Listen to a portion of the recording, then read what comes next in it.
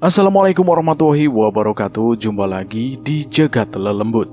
Tentunya masih bersama saya Bobby yang akan menceritakan sebuah kisah misteri. Apa kabar teman-teman semua? Semoga kalian sehat selalu, panjang umur, bahagia selalu dan sukses selalu. Dan pada kesempatan kali ini saya akan menceritakan sebuah kisah misteri dengan judul Payudaranya Membusuk karena disantet oleh mertuanya. Kedengarannya cerita ini sangat mengerikan. Dan buat teman-teman yang baru bergabung di channel ini, silahkan klik tombol subscribe dan tombol loncengnya agar kalian tidak ketinggalan cerita terbaru dari kami. Dan tidak usah lama-lama, kita langsung saja menuju ke ceritanya.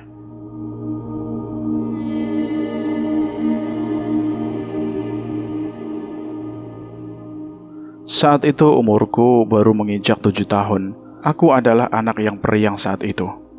Dan berapa lama, seperti biasa, saat sore sudah datang, bapakku selalu memintaku menginjak-injak punggungnya selepas selesai dari kebun. Masih kuingat bapakku menanam banyak jenis sayur saat itu. Setelah selesai memijat bapakku, seperti biasa, beliau selalu memberiku uang jajan di luar pemberian ibuku. Namun saat itu, tiba-tiba bapakku menceritakan sebuah cerita saat beliau masih muda. Sebuah cerita yang sampai saat itu, apakah aku bisa percaya ataupun tidak hingga saat ini. Bapak mulai dengan menjeruput kopi hitam. "Nak, dengarkan, Bapak mau cerita." Aku pun mulai menoleh kepadanya dan menjawab, "Apa, Pak?" Aku menjawabnya, "Bapakku punya cerita saat Bapak masih muda. Saat itu kakak tertuaku masih menginjak umur balita. Dulu sekali, Bapak adalah seorang tentara. Beliau bertugas untuk menjaga perbatasan dan kawasan Lembang dari pihak gerombolan saat itu. Saat muda, Bapak pernah bilang jika saat beliau muda, selalu diajari oleh kakeknya ilmu-ilmu kebatinan. Entah ilmu apa yang diperoleh, aku pun tak tahu. Namun, itulah awal cerita ini terlahir. Saat itu, tahun 1960. Bapak baru menginjak umur 24 tahun dan baru memiliki satu orang anak. Suatu waktu, setelah masa beliau banyak sekali masa-masa perjuangan, beliau akhirnya memutuskan untuk keluar dari TNI saat itu. Dikarenakan pemasukan yang sedikit, kemudian Bapak mulai beralih profesi sebagai sopir angkot. Dulu, profesi sopir angkot sangatlah menjanjikan, dan akhirnya menjadi profesi terakhir bapakku, hingga meninggal beberapa tahun yang lalu. Cerita diawali saat ada tetangga beliau, sebut saja namanya Raden Gatot. Beliau adalah salah satu orang terkaya di salah satu daerah bernama Kampung Mekar. Saat itu, Raden Gatot baru saja menikahkan anaknya yang bernama Dadang. Sungguh megah resepsi mereka saat itu. Lantunan musik Sunda dan penyanyi sangat semarak dirasakan. Makanan sangat melimpah dan masyarakat sekitar sama dimanjakan dengan fasilitas yang diberikan Raden Gatot saat itu. Namun kekayaan tidak bisa membeli kekuatan Tuhan. Sang anak yang bernama Dadang dengan berat hati harus pulang ke rahmatullah. Padahal usia pernikahan belum genap 3 tahun saat itu. Teh Mawar sekarang menyandang status janda dari Kang Dadang. Hari-harinya saat awal ditinggal suaminya selalu diisi dengan tangis dan kesedihan. Wanita muda yang masih cukup cantik itu serta seorang anak yang masih kecil, pikir bapak saat itu. Bapak iba melihat Teh Mawar. Waktu berjalan seperti biasa, sebagai seorang sopir angkot, bapak selalu menarik penumpang. Dan seperti biasa, Teh Mawar pun kadang ikut untuk pergi ke pasar. Namun saat itu, ada keanehan yang bapak lihat dari Teh Mawar. Mukanya agak pucat dan selalu memegang payudaranya, seolah menahan rasa sakit. Bapak pun mulai menanyakan keadaan Teh Mawar saat itu. Iya, Bapak memang cukup dekat dengan almarhum Kang Dadang. Namun dengan sopan Teh Mawar menjawab jika beliau tidaklah kenapa-napa. Bapak pun hanya diam dan tak bisa melanjutkan pertanyaannya. Mobil pun mulai dinyalakan. Mobil itu adalah mobil yang selalu menemani Bapak saat itu menuju rute trayeknya. Di subuh hari, Bapak mulai menjalani aktivitasnya sebagai seorang sopir. Dan kebetulan saja saat itu Teh Mawar duduk di depan bersama Bapak, berbincang dan mengobrol sambil sesekali menghibur Teh Mawar yang masih dalam keadaan duka. "Teh, maaf, apa Teteh masih tinggal bersama mertua Teteh?" tanya Bapak kepada Teh Mawar. Iya, A. Jawabnya singkat. Bapak mulai berbicara kepada Teh Mawar, alangkah baiknya apabila Teh Mawar kembali tinggal bersama orang tuanya di daerah Garut.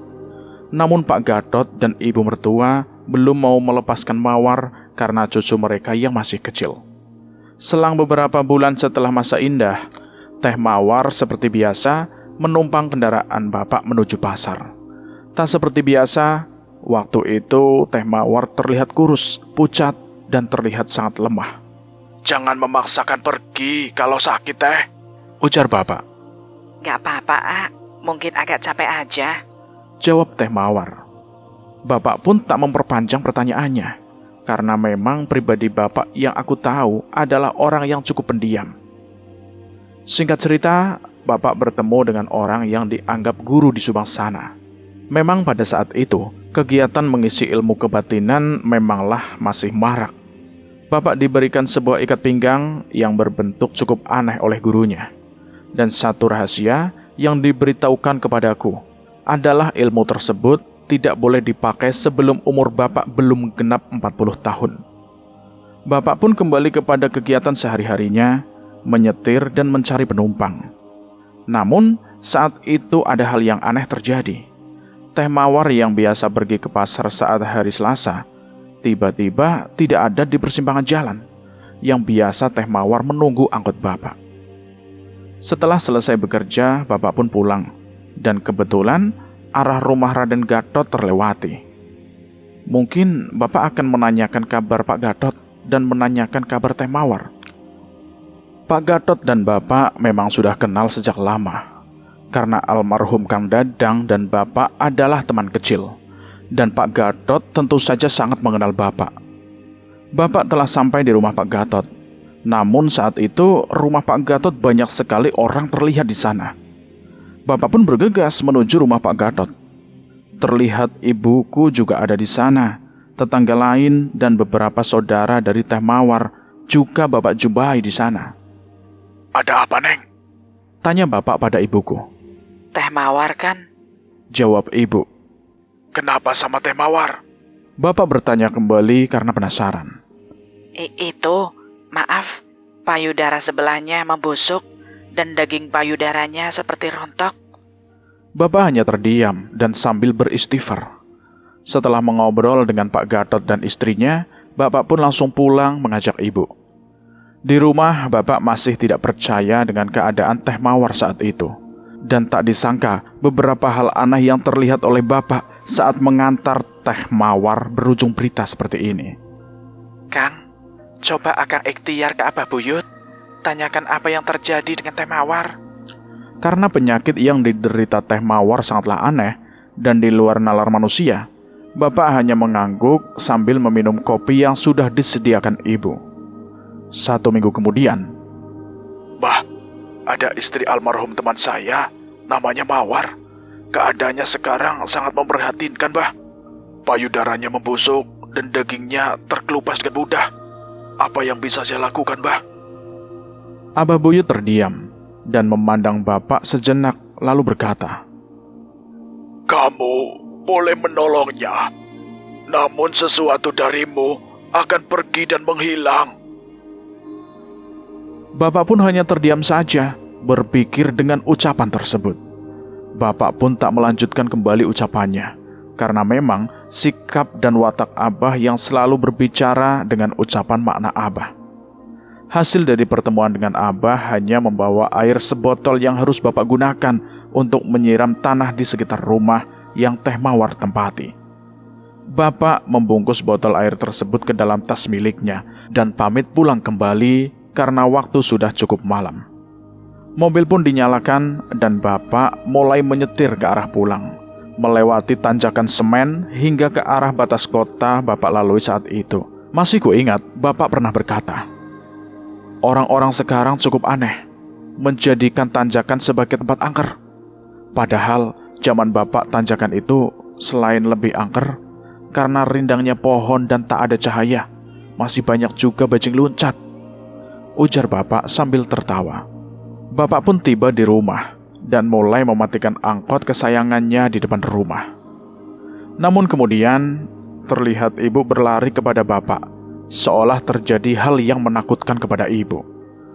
Belum sempat Akang masuk ke rumah, Neng udah lari malam-malam. Ada apa? Tadi Neng takut, A. Ada yang mengetuk pintu belasan kali. Tapi pas Neng lihat tidak ada orang. Dan ketukan pintu sekitar setengah jam yang lalu. Bapak mulai tak enak. Perasaan insting kelakian Bapak mulai berontak. Apa ada hubungannya dengan ucapan apa ya? Sudah, tidak apa-apa, Neng. Mungkin orang iseng. Biar Akang jaga malam ini. Beberapa saat setelah ibu dan anaknya tidur, Bapak mulai bergegas menuju kediaman Raden Gatot dan Den Mawar. Bapak pun mulai mengeluarkan air yang sebelumnya dibawa dari Abah. Bapak mulai menyiram dengan rata sekeliling kediaman Teh Mawar. Tiba-tiba, angin dingin berhembus membuat semua bulu badan Bapak merinding dengan hebat. Suara tak biasa terdengar, walau samar menemani dinginnya angin malam itu. Bapak tak memperdulikan hal tersebut. Bapak hanya ingin mengungkap kebenaran dan rasa kasihan kepada Teh Mawar yang Bapak pikir kala itu. Setelah hal itu dilakukan, Bapak mulai beranjak pulang. Tak jauh memang dari rumah Bapak ke rumah kediaman Teh Mawar. Akang dari mana jam segini? Tanya ibu mengagetkan Bapak. Bapak pun menceritakan perihal yang dilakukan tadi. Dan ibu pun mengerti akan hal itu. Sudah, Neng. Tidur saja. Akang juga mau tidur. Keesokan harinya, Bapak meminta izin kepada ibu untuk tidak menarik angkot hari itu. Bapak berencana untuk mencoba mendatangi kakekku, Kaki Udin namanya, dan akan membawanya ke Abah Uyut ke Subang sana. Iya, Bapak bilang, Aki dan Abah adalah teman sejawa waktu dulu. Tak heran bila Bapak sedekat itu dengan Abah, yang dikenal pilih-pilih orang dalam bergaul dan mengenal orang. Aku berpikir, mungkin hal ini yang menjadikanku mengalami hal gaib beberapa waktu lalu di jalan alternatif Kalijati. Aki sudah sampai di kediaman Abah. Tak lupa, Bapak pun membawa ketan bakar kesukaan Abah dari Lembang. Lama dan panjang Abah dan Aki mengobrol, hingga Abah kembali bertanya kepada Bapak, apakah air yang dulu dibawa sudah Bapak siramkan? Bapak pun mengangguk, tanda melaksanakan perintah Abah. Hari menjelang malam, Bapak dan Aki pun pulang. Di perjalanan pulang, Aki berpesan jika suatu hal yang diperjuangkan akan memberikan bekas dan menghilangkan yang diperjuangkan. Apakah kamu rela? Tanya Aki. Bapak hanya diam karena masih belum mengerti. Namun, hal itu juga adalah hal yang sama dikatakan Abah beberapa waktu lalu. Bapak hanya menjawab suatu hal yang berharga, belum tentu yang terbaik bagi Bapak. Aki tersenyum mendengar hal itu. Setelah Bapak mengantar Aki pulang, Bapak pun bergegas pulang. Di sana, kakak tertuaku yang masih kecil menyambut Bapak. Bapak pun mengajak ibu mengobrol dengan serius setelah kedatangannya. Emang tidak apa-apa kalau Akang melakukan itu? Jawab ibu kaget. Bapak pun terdiam sejenak atas jawaban ibu. Iya. Bapak menjawab singkat. Ibu hanya terdiam atas semua keputusan Bapak itu. Bapak dan beberapa tetangga mendatangi rumah Pak Gatot dan Teh Mawar untuk melihat keadaan Teh Mawar. Di rumah Teh Mawar, Bapak melihatnya dan terkejut. Tubuh kurus, mata sayup, dan kulit pucat sangat terlihat di mata Bapak kala itu. Tak seperti Teh Mawar yang Bapak kenal selama ini. Terlihat pula bercak darah di bagian baju kebaya Teh Mawar, mungkin akibat luka yang dideritanya. Tak kuasa Bapak melihat istri temannya terlihat seperti itu. Bapak mulai bertanya kepada Teh Mawar akan keadaannya ini. Dengan suara sendu dan lirih, Teh Mawar masih berkata baik-baik saja dan mengucapkan rasa terima kasih kepada Bapak karena sudah sudi untuk sekedar mampir. Namun, terlihat raut wajah yang menutupi sebuah rahasia yang terlihat di wajah Teh Mawar. Entah apa itu, tapi sangat terlihat bagi Bapak. Bapak pun berpamit pulang kepada Teh Mawar dan tak lupa mendoakan kesehatan beliau. Kemudian, Bapak pun keluar dari ruangan Teh Mawar. Di sudut rumah samping pagar bambu, terlihat Pak Gatot sedang duduk sambil memandang kolam ikan kesenangannya. Bapak pun menghampiri untuk sekedar berbasa-basi. Bagaimana kabar kebun dan hasil penjualannya, Pak? Alhamdulillah, Jang, lancar. Saat itu, datanglah Bu Gatot sembari membawa beberapa tas dan koper yang akan diberikan kepada Pak Gatot. Ternyata hari itu, Pak Gatot berencana menuju ke stasiun untuk pergi beberapa hari untuk kepentingan bisnisnya. Terlihat pula mobil Pak Gatot terpampang di depan rumah sembari memanaskan mesin mobil.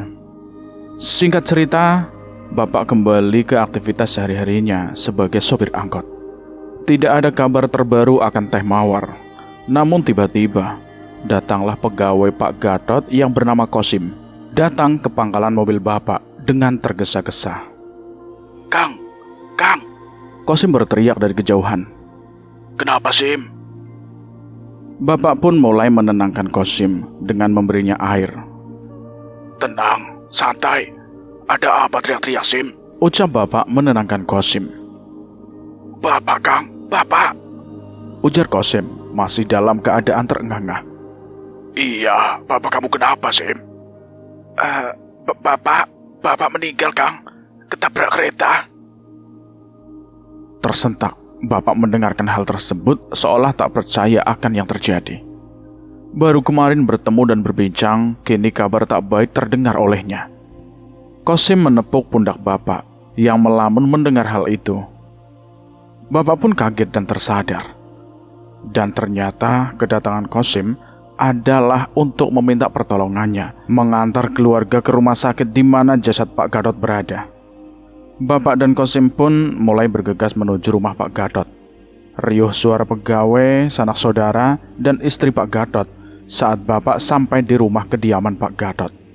Suara tangis keluarga seakan tak percaya akan kepergian Bapak Gatot dengan cara yang cukup tragis itu. Singkat cerita, Pak Gatot akhirnya sudah disemayamkan. Nuansa sedih dan haru sangat terlihat di keluarga mereka. Bapak hanya duduk terdiam di samping Kosim dan beberapa keluarga dari almarhum. Hal ganjil pun terjadi. Tiba-tiba, Aki datang bersama Abah kala itu. Bapak langsung berdiri dan menghampiri mereka. Dari mana mereka tahu akan kejadian ini? Sedangkan setahu Bapak tidak ada yang memberitahu. Aki dan Abah pun tak lupa berbela-sungkawa terhadap istri mendiang Pak Gatot dan keluarga mereka. Tak lama kemudian, Aki dan Abah memberi isyarat kepada Bapak agar Bapak mengikuti mereka ke samping rumah Pak Gatot dekat dengan kebun. Tak berselang lama, Abah dan Aki membisikkan satu hal kepada Bapak. Iya, hal yang sama yang membuat Ibu kaget saat Bapak memberitahu Ibu di cerita sebelumnya. Baik. Singkat Bapak kepada Abah dan Aki. Malam pun tiba. Suasana haru masih terlihat di Kampung Mekar atas kepergian Pak Gatot.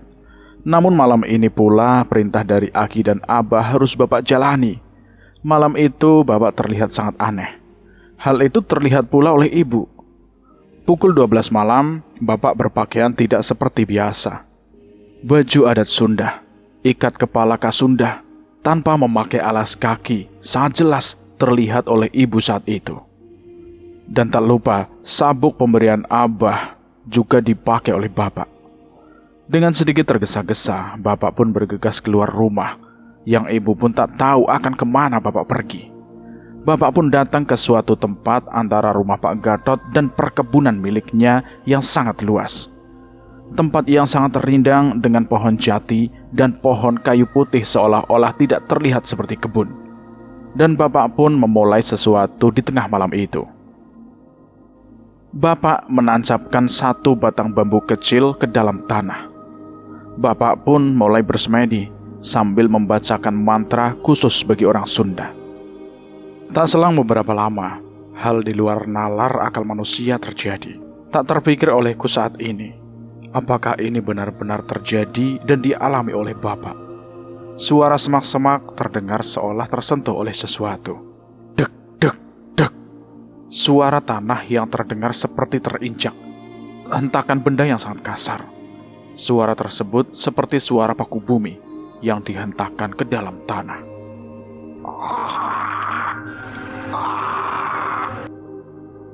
Suara yang berat sangat jelas terdengar oleh Bapak. Bapak pun mulai membuka mata, dan Bapak cukup tercengang melihat apa yang dilihatnya. Sesosok makhluk tinggi besar menjulang melebihi pohon kayu putih, seperti berbulu lebat menutupi seluruh permukaan tubuhnya. Mata merah menyorot tajam memandang ke Bapak. Bapak mulai kembali melakukan ritualnya. Hingga akhirnya Bapak bangkit dari posisi bersilahnya. Tiba-tiba tangan makhluk besar itu pun seperti bergerak ke arah Bapak dan ingin menjangkau Bapak. Dengan sigap, Bapak menahan tangan makhluk itu hingga tak bergerak. Banyak hal terjadi waktu itu, namun hingga singkat cerita, makhluk itu berhasil Bapak taklukkan. Bapak masukkan ke dalam ubul-ubul semacam kendi berukuran sangat kecil. Dan setelah Bapak memasukkan makhluk itu, tidak lama Bapak kembali pulang ke rumah saat waktu hampir subuh. Keesokan harinya, Bapak membawa ubul-ubul itu ke rumah Abah. Tidak lupa, Bapak pun membawa Aki ke sana. Di dalam perjalanan, Aki meminta ubul-ubul itu sambil memejamkan mata. Aki seperti melakukan komunikasi dengan makhluk yang ada di dalamnya. Setelah sampai di rumah Abah, Bapak dan Aki pun seperti bisa berbincang mengenai hal yang Bapak lakukan tempo hari. Abah yang berpesan agar Bapak segera mengunjungi Teh Mawar dan memberinya air yang sudah disiapkan Abah di rumah tadi. Dan Abah pun meminta agar ubul-ubul itu segera dibuang ke arah rancah, yang setauku kini menjadi tempat rekreasi. Singkat cerita, ubul-ubul sudah dibuang dan Bapak pun melanjutkan amanah Abah untuk segera menemui Teh Mawar. Bapak pun tiba di kediaman Teh Mawar didamping Ibu Gatot. Masih terlihat keadaan Teh Mawar yang masih tertidur lemah. Maka Bapak pun meminta agar Teh Mawar disandarkan karena akan bertanya beberapa hal kepadanya. Ibu Gatot pun izin mengambil minuman. Dan saat Ibu Gatot ke dapur, Bapak mulai bertanya kepada Teh Mawar perihal apa yang sebenarnya Teh Mawar sembunyikan. Ini adalah pertanyaan yang diberikan Abah kepada Bapak, guna disampaikan kepada Teh Mawar. Dengan suara sayu dan lemas, Teh Mawar berkata kepada Bapak, Astagfirullah. Bapak sangat kaget. Tak menyangka Bapak mendengar hal tersebut dari Teh Mawar. Bapak pun pamit pulang. Tak lama, Bu Gatot datang membawa air. Namun saat itu Bapak izin untuk pulang setelah apa yang Bapak dengar dari Teh Mawar. Di perjalanan Bapak merasa tak percaya. Hal semacam ini bisa terjadi di kampungnya. Tinggal satu hal yang harus Bapak lakukan saat ini. Dan hal itu harus melibatkan Abah dan Aki. Karena mungkin hal ini cukup berbahaya bagi Bapak. Tibalah Bapak di rumah Aki saat sore setelah pulang menarik angkot. Bapak pun mulai berbincang tentang apa yang dikatakan Teh Mawar beberapa waktu lalu. Aki pun terlihat cukup kaget atas apa yang Bapak sampaikan. Tak lama setelah berbincang, Bapak dan Aki mulai bersiap mendatangi rumah Abah. Di perjalanan, Bapak dan Aki berbincang mengenai hal ini. Kalau memang benar itu terjadi, tega benar Pak Gatot. Bapak hanya terdiam mendengar reaksi Aki. Di perjalanan menuju rumah Abah, Bapak dan Aki berbincang mengenai solusi yang akan diberikan Abah nanti. Singkat waktu, Bapak dan Aki pun tiba. Terlihat Abah sedang menyiapkan beberapa benda yang dibungkus ke dalam sebuah kain berwarna putih. Bah, apa isi di dalam kain itu? Tanya Bapak penasaran. Abah hanya menjawab bahwa kain ini berisi beberapa benda yang harus Bapak gunakan nanti. Lalu Abah pun mulai membuka obrolan dengan dasar serius. Waktu itu Bapak diberikan perintah untuk mendatangi sebuah tempat di mana ada mata air yang cukup tersembunyi. Bapak pernah menunjukkan lokasi mata air itu pada aku beberapa tahun yang lalu, sebelum Bapak meninggal dunia 3 tahun silam. Namun setauku, ini tempat tersebut sudah ramai ditetangi orang-orang. Abah pun mulai memberikan beberapa hal yang meski dilakukan bapak saat itu. Di samping bapak ada pula Aki yang sangat serius mendengarkan. Bapak dan Aki kembali pulang. Aki berpesan kepada bapak agar berhati-hati saat tiba di sana. Bapak pun mengangguk tanda setuju. Tiba di rumah, bapak bertemu dengan ibu. Terlihat wajah ibu begitu khawatir. Karena bapak akan melakukan sesuatu hal yang cukup berbahaya. Bapak hanya tersenyum dan berkata bahwa semuanya akan baik-baik saja.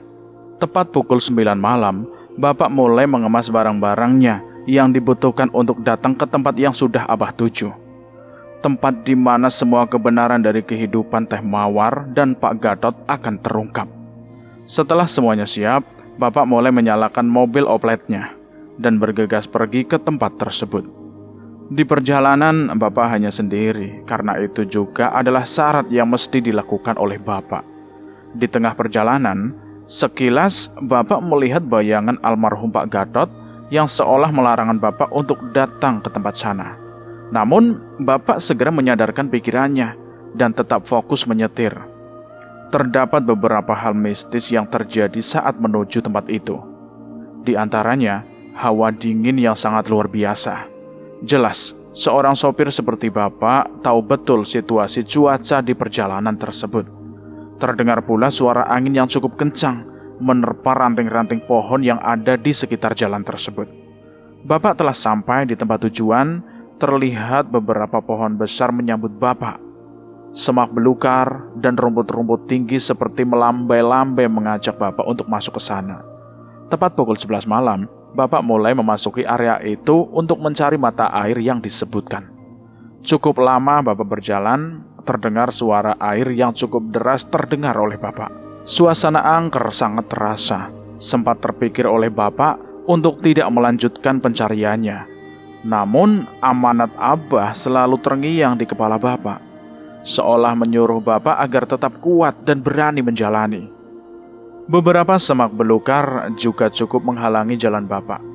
Sembari mengambil golok, bapak mulai membersihkan area sekitar. Ternyata benar, mata air itu mulai terlihat. Ukurannya cukup besar dan terdapat genangan air yang membusuk.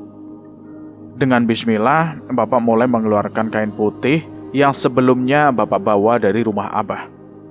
Sesuai dengan perintah Abah, kain tersebut haruslah dilemparkan ke dalam mata air itu. Sabuk pemberian Abah pun tak lupa bapak pakai.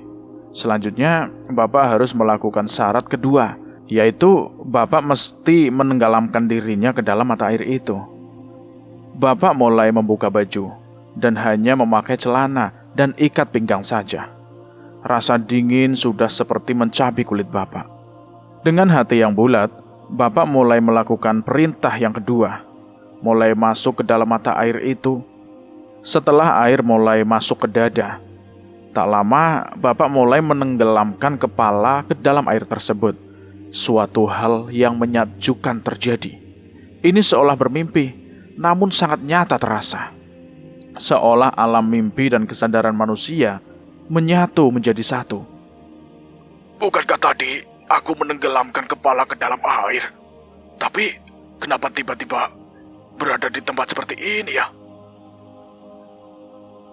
Sebuah tempat yang sangat berbeda, jauh dari suasana di kehidupan manusia.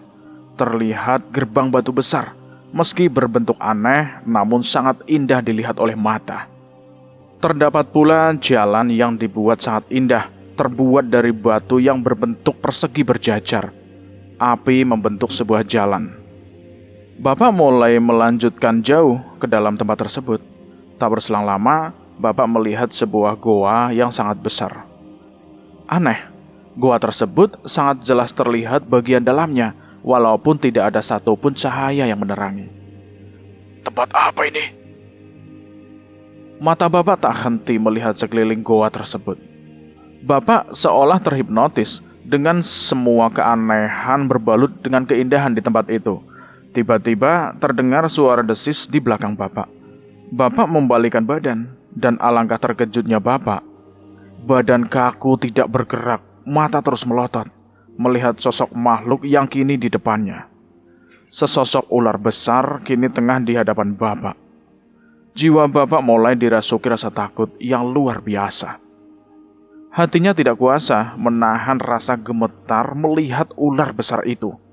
Lalu mata Bapak melihat ke arah kepala ular itu. Terlihat oleh Bapak, baju dalam wanita tersimpan di atas kepala ular itu. Jadi itu yang mengakibatkan penyakit teh mawar. Rasa takut masih melanda Bapak. Bapak mulai mundur. Hatinya mengajak untuk segera lari dari tempat itu. Setelah dirasa ada waktu, Bapak pun melakukan langkah 1000. Namun hal tak terduga terjadi. Saat Bapak berlari, seperti ditarik oleh seseorang seolah-olah Bapak tidak boleh meninggalkan tempat itu. Teringat akan ucapan Abah sebelum pergi, bahwa saat itu Bapak tidaklah boleh pergi dan harus menghadapi apa yang terjadi. Satu kata di pikiran Bapak saat itu, yaitu pasrah. Sabuk pemberian Abah mulai dipasang erat. Bapak hanya bisa bersilah dan berdoa. Bapak hanya melakukan rasa pasrah saat itu. Lalu kemudian, Bapak seperti terbangun dari mimpi. Dan alangkah kagetnya, karena saat itu Bapak tertidur di samping kolam mata air. Apa yang terjadi sebelumnya sungguh seperti nyata. Bapak mulai melihat ke sekitar, waktu masih malam, dan Bapak pun melihat hal yang janggal kembali. Sebuah baju dalam wanita terlihat mengambang di atas kolam. Teringat kejadian sebelumnya, lalu Bapak mengambil baju dalam itu.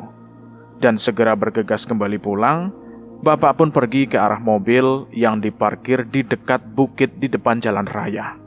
Melihat jam tangan, dan waktu sudah menunjukkan hampir pukul 4 subuh. Tanpa banyak berpikir, lalu Bapak menyalakan mobil dan berlalu pulang. Di keesokan harinya, Bapak mendatangi Abah tanpa ditemani Aki yang sedang ada kesibukan. Abah hanya berkata bahwa semua sudahlah selesai, dan Bapak boleh kembali pulang tanpa membicarakan hal yang lain. Saat itu, Bapak tiba di rumah saat waktu hampir maghrib. Lalu Bapak mengistirahatkan badan dan mulai menyeruput kopi yang dibuat oleh ibu. Saat itu, ibu sedang mengaji Yasin.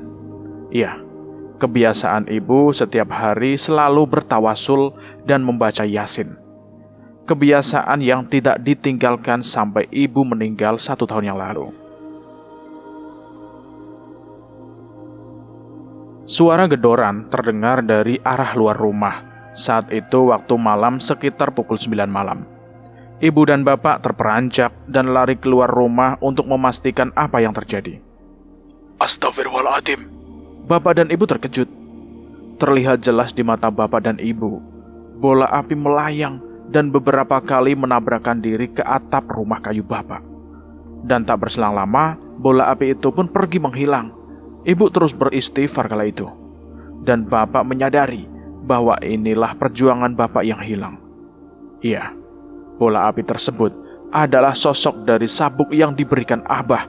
Sabuk yang seharusnya tidak boleh digunakan sebelum umur Bapak 40 tahun.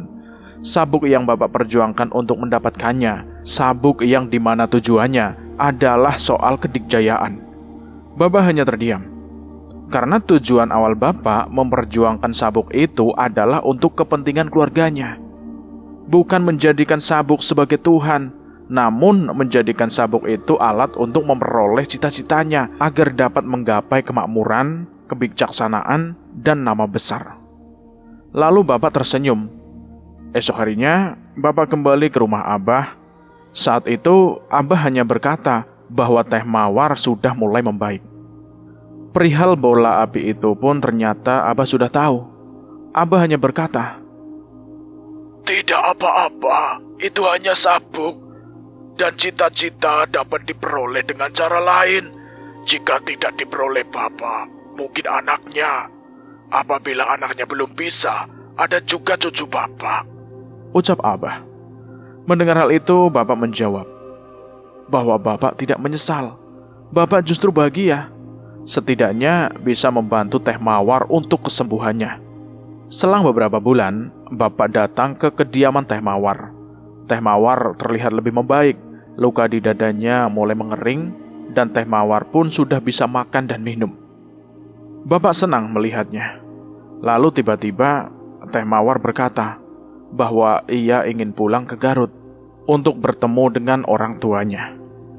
Teh Mawar juga berkata bahwa di perjalanan pulang nanti Teh Mawar ingin mengobrol dengan Bapak tentang banyak hal yang sebenarnya terjadi. 5 bulan kemudian, akhirnya Teh Mawar sembuh. Kini Teh Mawar kembali bisa melakukan aktivitasnya sehari-harinya.